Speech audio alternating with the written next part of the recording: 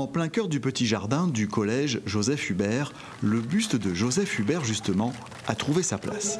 Une belle manière pour le personnel et les élèves de mettre un visage sur ce célèbre réunionnais du XVIIIe siècle et qui a tant apporté à notre île.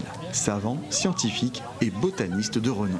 Le giroflier, le muscadier, le poivrier, l'avocat, le litchi ou bien encore la vanille. Pour l'anecdote, Joseph Hubert faisait même du chocolat et des confitures avec des épices. Joseph Hubert aura importé sur l'île près de 150 plantes exotiques qui font aujourd'hui la pharmacopée et la riche diversité de nos fruits. Ce projet de transmission de notre histoire mené par les équipes pédagogiques de l'établissement a été aussi l'occasion pour les élèves de plancher en art plastique sur la fabrication de moules en silicone de fruits, comme le jacquier.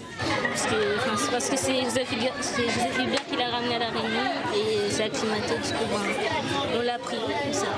Le personnel a lui aussi participé à cet événement. Ce sont des fruits qui ont été importés par Joseph Hubert et comme on est là aujourd'hui pour l'inauguration de son buste dans le collège Joseph Hubert, c'était important pour nous de montrer à toutes les personnes présentes ce qu'il avait pu importer sur l'île.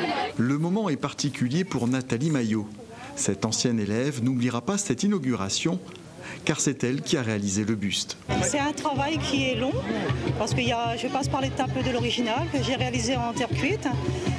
Pour réaliser que l'original, il m'a fallu 3 mois et après pour le bronze, il faut au minimum 6 mois puisqu'il y a plusieurs étapes de procédé de la coulée du bronze. Autodidacte, Joseph Hubert a été un touche-à-tout dans de nombreux domaines, menant des expériences les plus folles sur la lave, la fabrication de savon.